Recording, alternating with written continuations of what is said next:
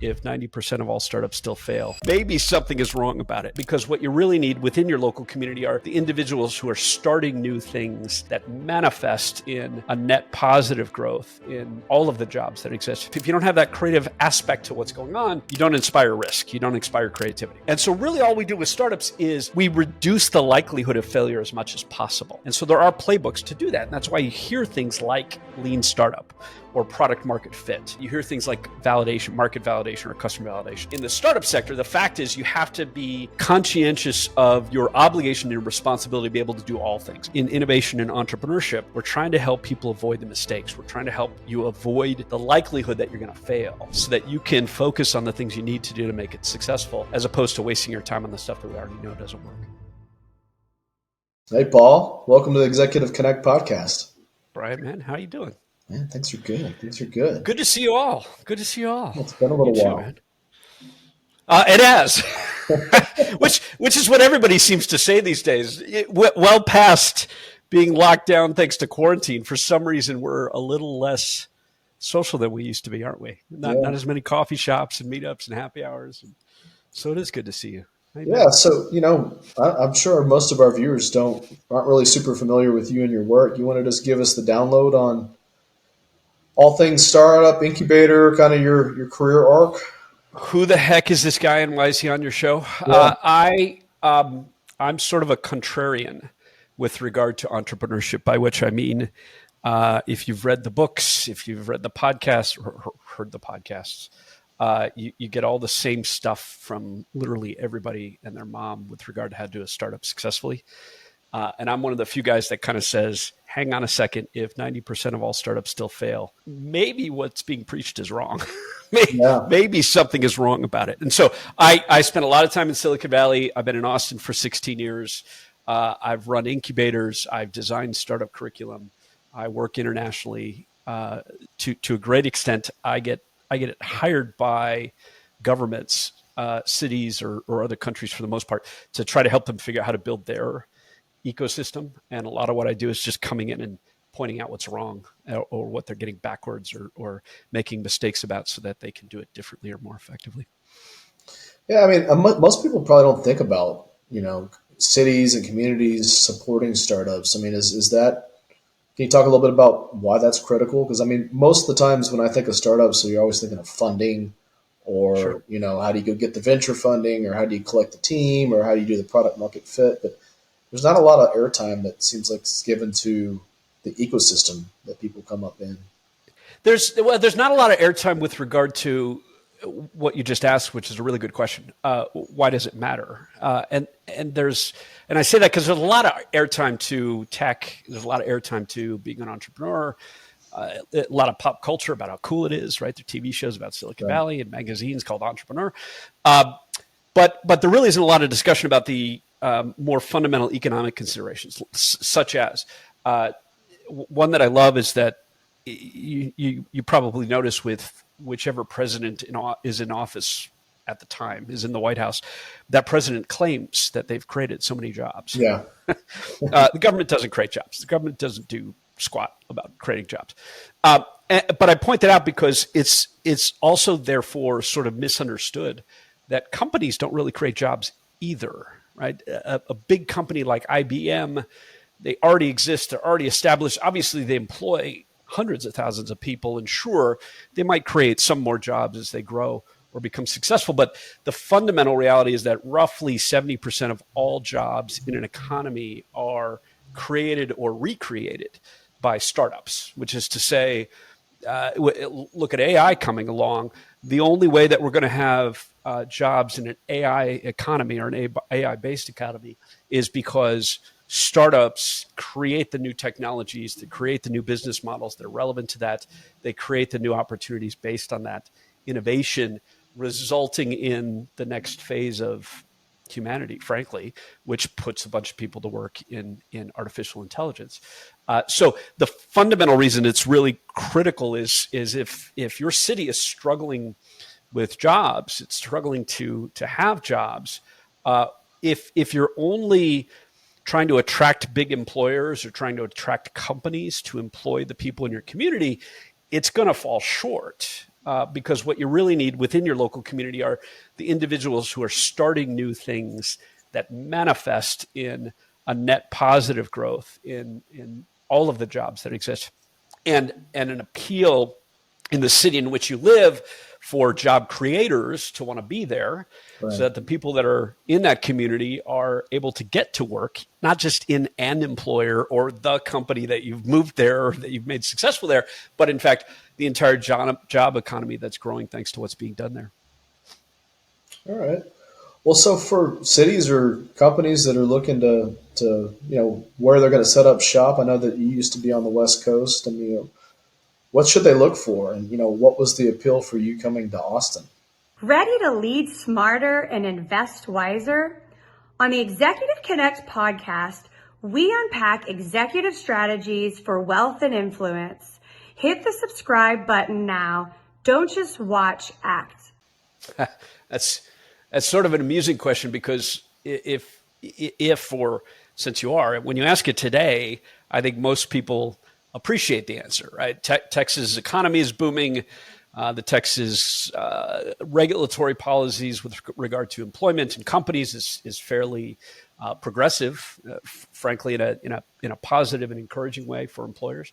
And certainly we see a lot of tech and innovation and entrepreneurship relocating to Austin, Texas. But I say it's kind of an amusing question because I moved to Austin 16 years ago. And 16 years ago, you could have asked any VC in the world where you would move, and precisely zero of them would have said Austin. I actually moved to Austin for completely different reasons. I studied economics and I studied marketing. And so after about 12 years in Silicon Valley, I started to feel that ecosystem was maturing to a point that you might call it late stage innovation, which is to say it's really good at big companies in technology, now doing more things. And certainly the venture capital is still there. But it's sort of lost its edge with regard to seed stage, idea stage startups. And so you have to look at the landscape of the country or the world and say, all right, where else could be, not is, but where else could be effective at that?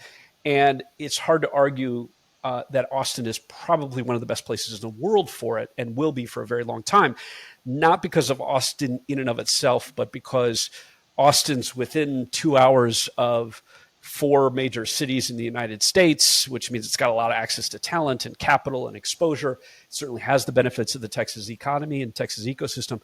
But then characteristically, Austin does have a lot of the qualities that Silicon Valley used to have, which surprisingly to people is in fact things like sort of a hippie culture, a live music scene. It's this contrarian kind of counterculture and an embrace of the arts that, believe it or not, is actually what encourages and inspires technology professionals and investors to take risks. That if you have a city or a region of the world that's really hot on tech, but completely abysmal with regard to the arts, you're not going to be a startup ecosystem. You're just not. You've got software developers, you've got engineers, you've got architects. That's fantastic. Or rather, because it's the ability that we have in a community to see musicians take risks, or to see artists be celebrated, even though their art might be terrible, or to see the city funding, murals throughout the urban core. When you see the community taking risks on just creative works, it's an easy path for technology folks to say, hey, I could do that too. I could try something. And even if it fails, or even if it isn't very good, I'll probably be celebrated or recognized or supported in some way for that.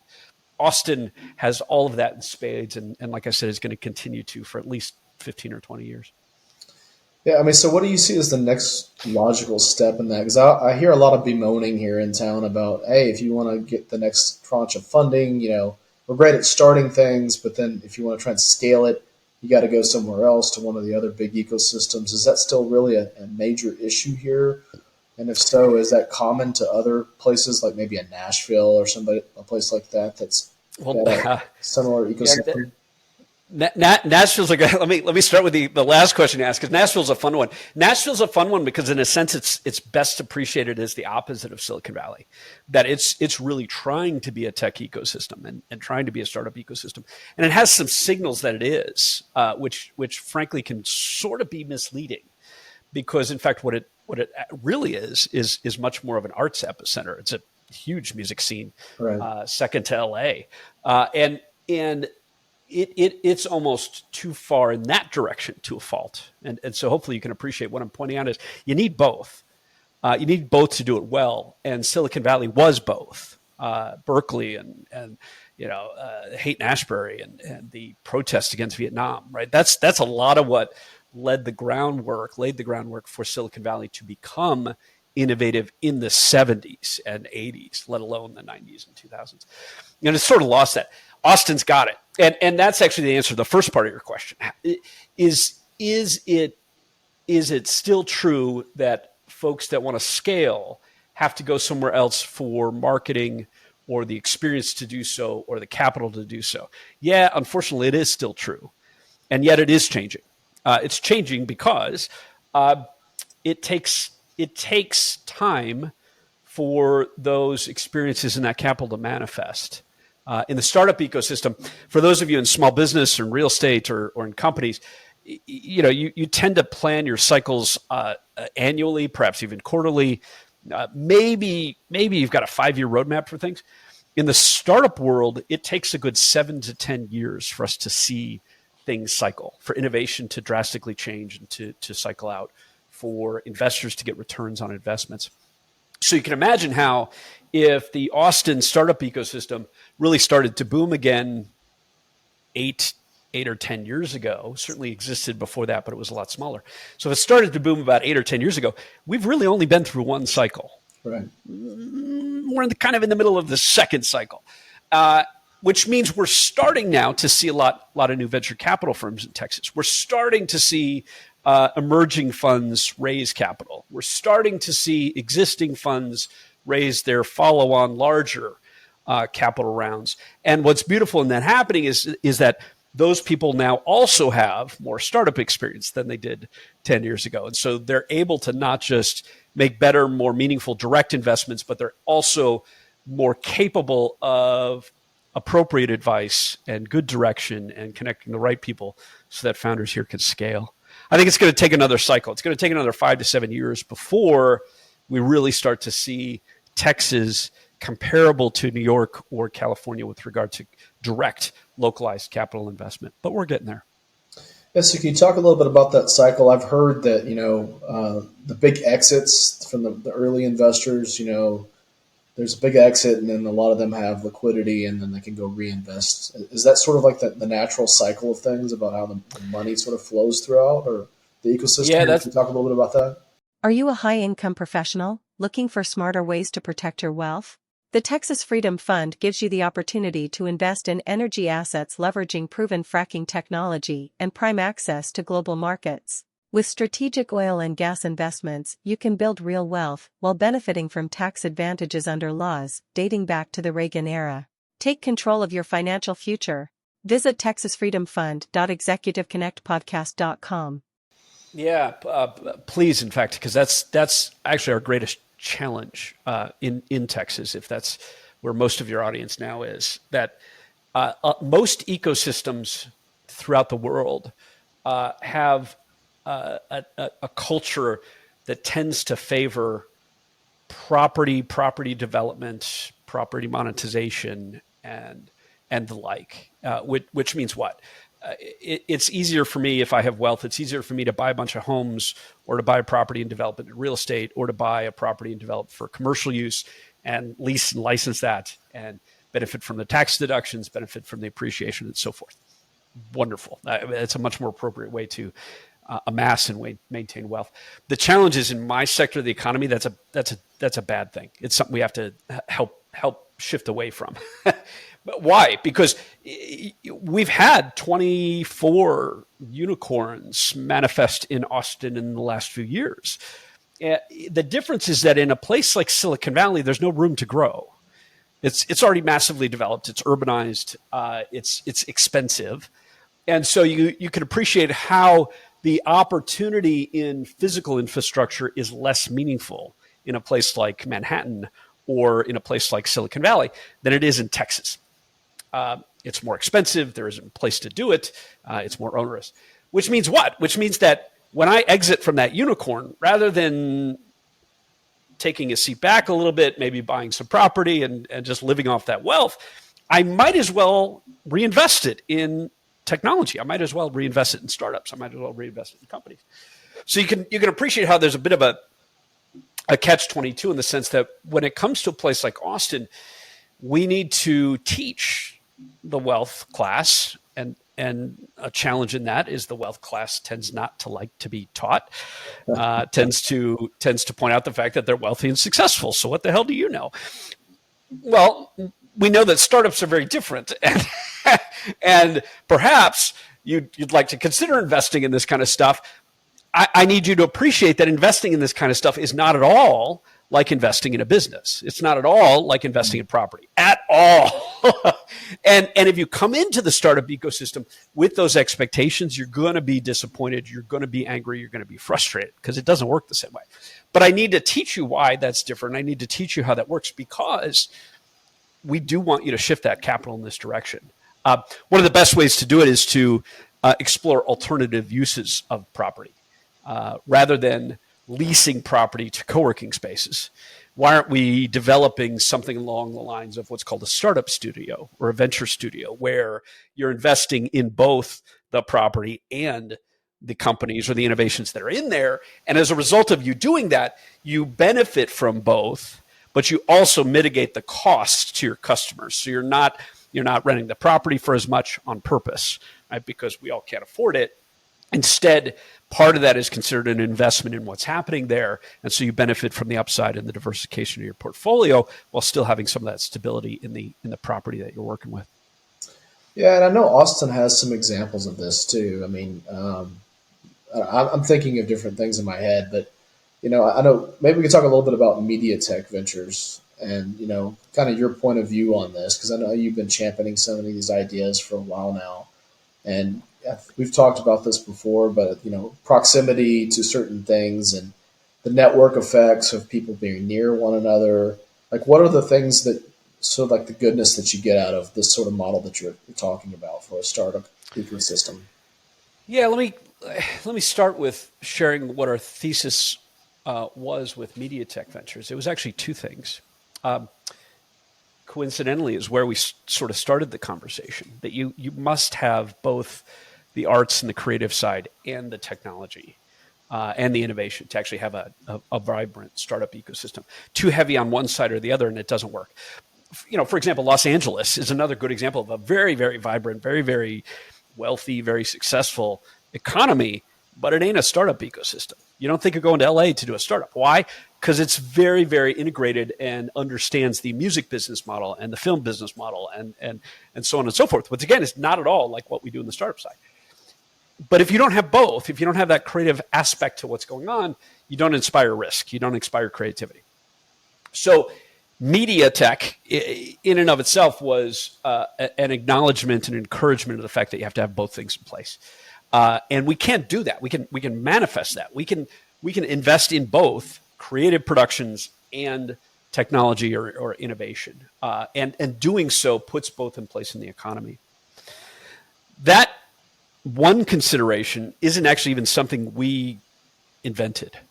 If you go back to the 1970s, a gentleman by the name of Peter Drucker, who was an economist, a management consultant, very reputable, very well known in big companies, frankly, made the observation that only two things actually create value: marketing and innovation. Right. So twist the words marketing and innovation to media and technology, and there you go. We stuck that together. So once we put the right cultural or social characteristics in the economy to make it possible, then you touch on, Bryan, the things that you're talking about. That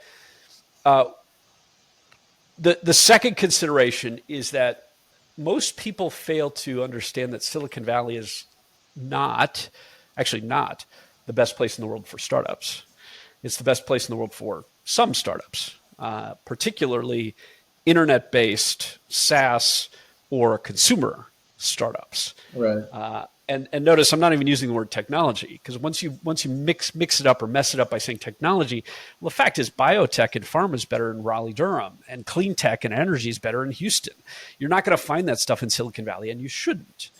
So it's this acknowledgement that one of the lessons learned is mistaking that a place like Silicon Valley is tech, or it's ideal for tech, or it's ideal for all tech. That's just not true. That it's good for certain things, which means what then? It means that in your ecosystem, in your community, in your city, there are actually certain things that you're going to be good at, and there's certain things that you're not. Dallas and Fort Worth, to talk about Texas more holistically, for example, Dallas and Fort Worth are a great place for financial innovation in Texas. It's actually not really Austin. And so even if you think of a place like Austin as the best place for startups now, like my point about Silicon Valley, that's not true. It's good for some things. Dallas is fantastic for fintech. A lot of banks, the new Texas Stock Exchange, NASDAQ is moving there. Where do you want to do fintech innovation if you don't want to be in New York, which, by the way, is the ideal place for it, not Silicon Valley? Well, you might consider Dallas over Austin.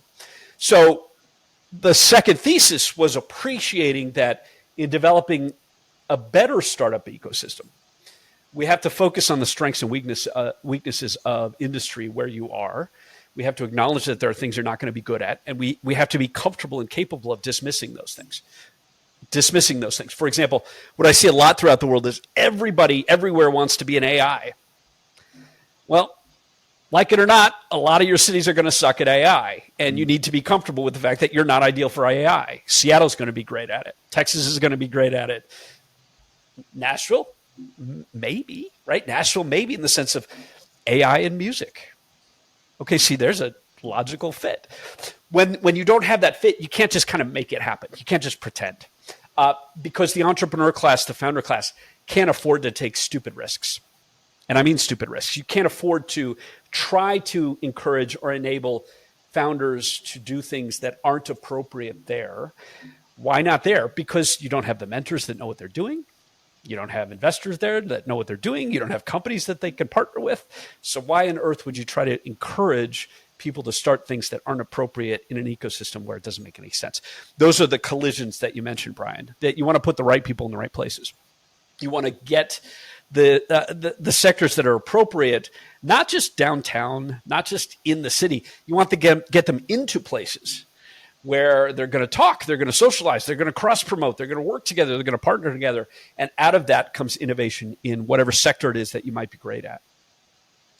Yeah, so let's talk a little bit about the founder class. I know that you can't go anywhere in Austin without, people talking about startups or sort of collaborating. There's all sorts of ecosystems for this. But, what's kind of the anatomy of a successful startup? I know you mentioned a lot about marketing, and there's a lot of talk about product market fit, but somebody that wants to do this the right way, that wants to sort of do the lean startup approach, or like whatever the latest buzzwords are for this, what's a good approach for somebody to validate that this idea that they have really is something that the market wants? And then, how do they go about sequencing their bets and their time to navigate their way to something successful? So here's a great example of what I mean by being a contrarian. You're right. There's a lot of talk about founders and startups in Austin. And because of that, what you also see is a lot of negativity, not a lot of criticism, right? We're tech pros, for example, right? You see that slur, frankly, a lot from the people who don't like that kind of thing. Well, here's what I'm going to throw you for a loop. How do you understand what a startup actually is and what it takes? If I play guitar and I hook up with Bryan and I hook up with my friend Sally and we start a cover band, what we have started is a business, not a startup. We are working with the existing business model for that business. We learn to play our stuff. We learn how to promote ourselves a little bit. We learn what venues to play at. We learn what kind of music people like, and we learn how to make money with that, either by producing some merchandise or selling tickets. That's a business. Starting a new business is not at all like a startup, at all. The startup sector is, I know how to play triangle, and I sort of know how to mess around with this Moog keyboard that plays a whole bunch of different sounds, a synthesizer kind of thing. Right. And you're like a grunge hip hop singer. What's a grunge hip hop singer? I don't know, right? It's just your thing. It's your vibe. And we get together, and you love my triangle. and we think, though, that our genre, our style is going to be much more compelling through TikTok videos. Neither one of us know how to produce TikTok videos. So what? We know that that's where we're going to be hot, because the niche for our grunge hip hop triangle music is really freaking small. However, globally, it's rather substantial. And so we're going to try producing videos until we figure out how to make it work. We're going to try producing a whole bunch of different music until we figure out what people actually like. That's classically or characteristically a better example of what a startup is. And so when you say who's the founder class, well, the fact is the artist who's doing murals in downtown Austin is also part of the founder class. The musicians who are trying to make it work in this city, and they aren't just covering music and playing at the bar on the corner, they're also part of the founder class. Yes, I'm sorry to say it, all of you people who think the tech bros are awful. The fact is, people who do creative, innovative work, whether it's in music or film or coding or apps or restaurants or food. You've heard of Siete in Texas, haven't you? $1 billion frickin' exit. It's not a business. Why is it not a business? It was a startup because they put together ingredients for chips that no one ever put together before, which arguably was probably dumb. Why? Because selling corn chips and potato chips is really, really easy. Well, they didn't do that. They didn't just make another product line selling chips. They went in a completely different direction. They were a startup. They had to figure out how to make it work. Those are startups. And it's important to appreciate the difference because, again, when you talk about the investor class or the real estate class, if you want to participate in the startup world, we're not just following the existing playbooks. We're not just following the existing business models. But that doesn't mean there isn't one. We do know what we're doing. The difference, though, is in the business world, you could argue that we can be certain of success. That really the only reason that businesses fail is because those businesses don't have the experience, didn't follow the business model, they're stubborn, right? There's some stupid reason that you open a restaurant where? Why would you open that restaurant there? Obviously, that's not going to work there, right? You're going to look at a restaurant and you can decide whether or not it's likely to succeed or fail. You can't do that with startups. And so really all we do with startups is we reduce the likelihood of failure as much as possible. And so there are playbooks to do that. And that's why you hear things like lean startup or product market fit. You hear things like validation, market validation, or customer validation. These are all techniques that we use to address the fact that we can't just write a business plan and shop that business plan around to the banks and get some funding and start a thing. Because odds are most of what we're going to do is fail. Most of what we're going to do along the way is fail. The music that we're putting together sucks. My triangle broke. What do I do now? I can't afford to do one. These things are going to happen that don't work out. We discovered that we were wrong. TikTok videos are dumb. We should be doing Twitter live streams for our music. Well, who knew, right? We didn't know that until we discover it, until we uncover it. And so instead, what we're doing is we're focused on finding investors, mentors and advisors, startup experienced folks who know how to avoid the mistakes, know how to avoid the pitfalls, know how to scale very, very efficiently. Marketing, for example, is one of those things. Marketing effectively is free. Everybody, marketing effectively is free if you know what you're doing. And so in the startup world, we're looking for those people who know how to do the kind of things that are necessary to market a new innovation, because it's rather silly for us to go spend money promoting it when we don't yet know exactly how it's going to work and whether or not it's going to work. But we still need those people who know what they're doing to iterate and try things and test things as efficiently and effectively as possible to eliminate the fails really fastly to start to get churn with regard to the stuff that works. Seed investors, by the way, angel investors or seed investors, as opposed to venture capitalists, that distinction is critical because we need the seed angel investors who know that that's what we have to do. I'm going to take your money and I'm going to throw it at a lot of things and see what sticks. Right. Banks don't do that. Banks hate that. But angel investors, that's exactly what they do. And so we need them. And they're not the same as VCs. VCs are looking for things that are further along. They're validated a little bit. And so if you're in the venture capital world, I know you're not going to be happy with me just throwing money around to see what sticks. But we still need money to throw around to see what sticks in the startup ecosystem, because that's the only way to try things. You might think of startups as effectively starting as R&D. How do you get things off the ground that are completely new? We have to fund R&D. Can I guarantee that my R&D is going to work out and be successful? Absolutely not. I can't. Absolutely not. But I can guarantee that if we don't do it, we won't find new solutions. So you only want to participate as an investor in the startup class or in the founder class if you appreciate that you are helping fund R&D so that we can discover what is new and better than what we're doing today. Yeah, so I mean, if you are a aspiring startup person, I mean, are there metrics you can look at to be able to measure these things? You know, Austin has this much seed investment versus San Francisco versus Boston or whatever the other hubs are. Yeah, what's fun about this sector of the economy is that there isn't much study about it. You know, most if you appreciate the economic side of industry, most economists focus on either micro or macroeconomics in a broad sense, or they focus on corporate development or workforce development, or they're at a chamber of commerce, or they work for the city. You know, so how many people actually study how startups work? Dozens. I mean, literally, it's in the dozens. Are there metrics related to that? Yeah, there are.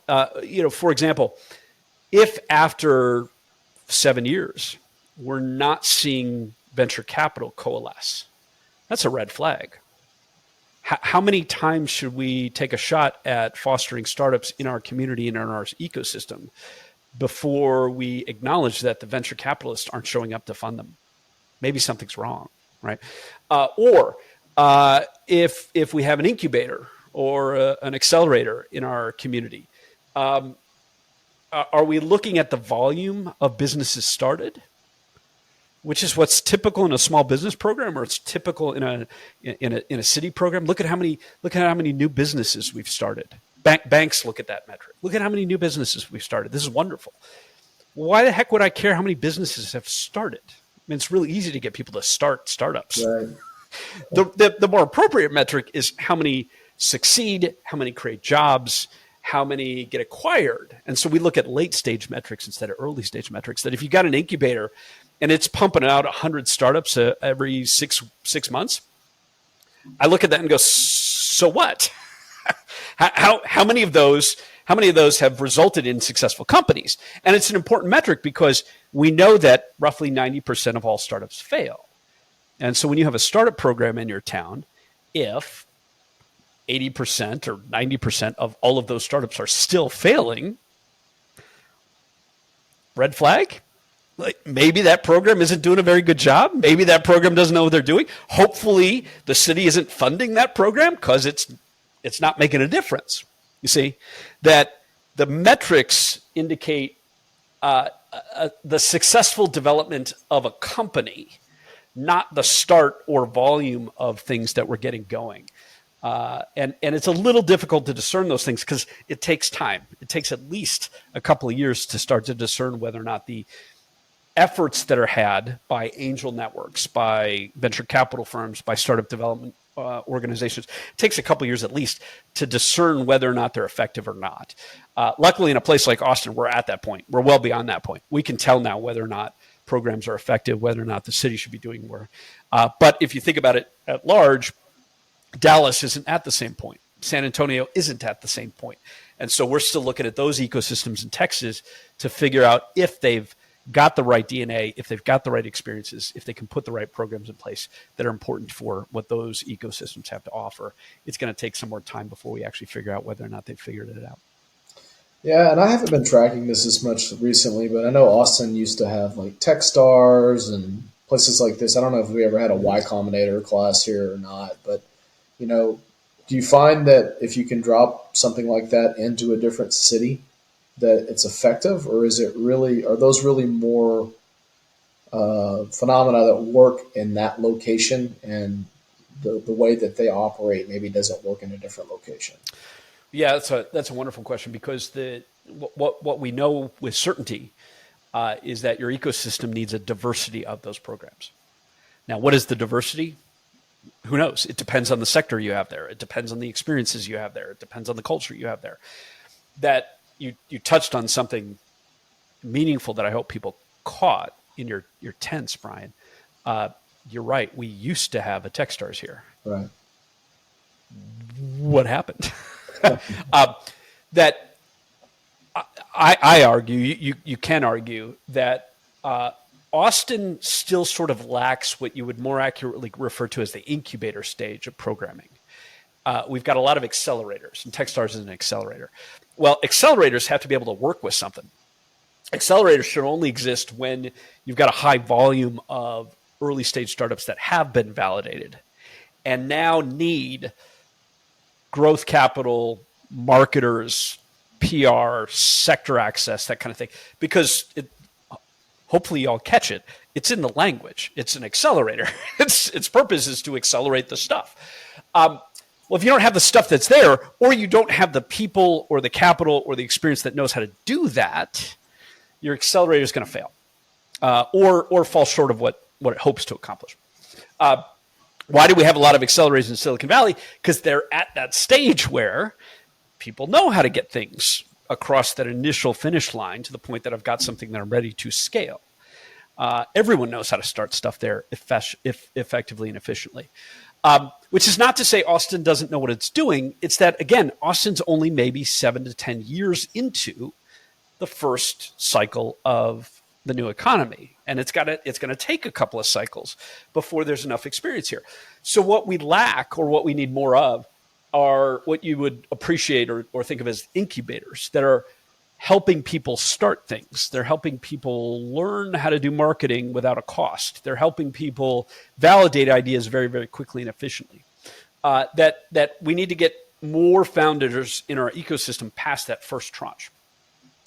And while we're referring to them as the founders that need to get to that point, hopefully you recall what I said about teaching the investor class or teaching the wealth class. What we actually also need much more of is teaching the investors the different expectations at each of these stages. That, again, if you want to invest in startups, that's great. But investing in a venture capital firm or through a venture capital firm is drastically different than being an angel investor. It's drastically different than being in a seed fund. It's drastically different than being in an angel group. And if you're not familiar with the differences, I am telling you, we don't want you involved, because you will screw up the process by being an investor who wants this kind of stuff when you're participating at this stage over here. That you're misleading everybody by setting expectations that are inconsistent with the way things work at that stage. Pointedly, if you want to be an angel investor, you have to be ready to lose 90% of your money. You have to know how to very aggressively scale things. You have to know how to connect people very effectively. You have to know how to discern new inventions that are meaningful from new investments that are wasteful. Most people can't do that. And so if you want to be a startup investor and you're in that group of people who can't do that, go talk to a venture capital firm and invest through that venture capital firm. Do not be an angel investor, please. That discernment is critical. But it's critical because, again, we can't enable the entrepreneurs and the founders to waste time. We can't enable them to make mistakes that are dumb mistakes. We can't put them in an environment where they're getting the wrong advice because they don't have the resources to make those mistakes. We want to be as clean and efficient as possible by connecting people in the right places. So, Paul, I think a lot of our listeners are, corporate executives or people that maybe are trying to make the foray into entrepreneurship. They probably are very effective at leading and managing large teams or organizations that somebody else has built. What advice would you give those folks if they're trying to make the leap to learn to go operate something from scratch and sort of growth something from birth? And how are those skills different than what they maybe are used to exercising in the corporate world? Start with the last part of your question. Appreciate again that my world is completely different than yours. We don't have any playbooks. We don't have any rules. There's no HR. There's no budget. There's no boss to make the decision or take the fall. It's all on you, all of it. You are a chief technology officer at a big company who would like to be doing startups. It is all on you, which means you better learn how to do marketing and sales and graphic design like right now, because you are individually and solely responsible for that. You are. Now, does that mean ultimately that you have to do it all? No, of course not. But if you want to be in the startup sector, the fact is you have to be conscientious of your obligation and responsibility to be able to do all things. One of the sayings that we have in the startup world is that it is your responsibility to take out the trash. You're not going to hire somebody to do it. There's nobody to clean up the office. Your job is literally everything. And that's a big leap of faith for people who are used to or have experience or are comfortable with what their MBA taught them, or what their HR department takes care of for them, or what the process is in a company. None of that exists. It's all out the window. By the way, including the fact that, appreciate again why startups are the ones that actually create new jobs. Because in our world, our objective is to break your business model. Our objective is to put you out of business. It really is. That we look at the way things are done and we go, well, that's silly. Why don't we do it differently? Why don't we do it better? Well, how do we do that? Well, we're going to have to take down the big existing companies that do it a certain way. So we quite literally have to think differently than the existing stakeholders in a sector, including, can we completely change public policy? Maybe we should go through the government and break things. Maybe we should break the law for a little while. Is AI stealing content from other people? Yes. Is it illegal? I mean, technically in the United States, it's illegal, but it's not illegal in China. So if we want to build AI that is capable of competing and doing something cool in that sector, what do we do? Do we have to play by the rules, or do we have to go, it'll sort itself out, right? You have to be comfortable with that. And ultimately, then, to answer the first part of the question, how and where do you get involved? Don't go it alone. Don't try to start your own thing in isolation. There are lots of people like me, like Bryan. There are lots of people like me who have experience in what it is that you would like to be doing. And you're kind of bringing us full circle, Bryan, to where we started the conversation, talking about media tech a little bit, or talking about those collaborations or connections that we hope to make in an ecosystem. What you do is you figure out what sector it is that you want to be doing something, which again is not tech. It's not a startup. The sector is, maybe it's real estate tech. Maybe it's music tech. It's real estate, or it's music, or it's pharma. And you want to go find that community. And that community is more than happy to embrace you, I assure you, because we are constantly looking for the executives and the investors and so forth that have experience in and want to change what it is that we're trying to change, we're trying to make better. And so you can literally just show up at that office space or that community space or that meetup and say, hey, look, I have an idea and I want to try something, but right now I work at Dell and I'm not really sure how to get started. And I guarantee you within 24 hours, you will have 10 people saying, well, here's what you could do. Why don't you work with me? Or do you know Bryan? We should be doing this stuff together. You get plugged in very, very, very quickly. But you do it, to be clear, you need to do it in the sector that makes the most sense. Because if you go show up at the startup hub, if you go show up at the tech center, or you go show up at the innovation center, you're going to run into 1,000 different people doing 1,000 different things. And that coming out of the executive sector, coming out of the corporate sector, that's going to mislead you. Because you're going to hear people give you advice based on the way it works in their sector. And that's not necessarily what's appropriate to what you want to be doing in your sector. Startups are not all the same. Startups are very, very different by context and by sector that they work in. Again, that should be very evident in Texas, because working in the oil and gas industry is not at all like working in the music business, is it? So if you're doing tech in either one of those, you just take the tech advice and put it to work in oil when all of your experience is in music? No. You go talk to the energy guys, or you go talk to the music people, and they guide you as to how to do it most appropriately. don't make the mistake of getting misdirected by the people that don't know what they're doing in whatever it is that you want to be doing. All right. Well, hey, Paul, I think we're almost out of time here. Is there anything you wanted to leave the listeners with before we depart?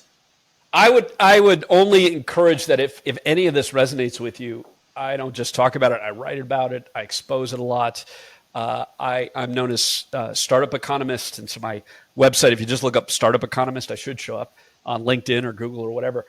If you ever want to explore the upside down perspective that it takes with regard to your economy, your sector, your industry, the technology in that space, that's what I'd love to do. If you bring me a pitch for an idea, the first thing I'm going to do is I'm going to rip it to shreds. I'm going to tell you why it's wrong. Because again, in innovation and entrepreneurship, we're trying to help people avoid the mistakes. We're trying to help you avoid the likelihood that you're going to fail. And it's not helpful for someone like me to just say, hey, that's a great idea. Good luck. Go talk to more customers and maybe find an investor. That's not helpful. I'm going to tell you what's wrong with it so that you can focus on the things you need to do to make it successful, as opposed to wasting your time on the stuff that we already know doesn't work. So look me up. I'm happy to connect, and I'd love to have those kind of conversations with everybody. All right. Hey, Paul, this is great, man. Thanks for the time today. We're going to have to do this again. Anytime. And All right. Same to y'all. Look you up online. Cheers. All right. Thanks. That's the Executive Connect podcast, folks.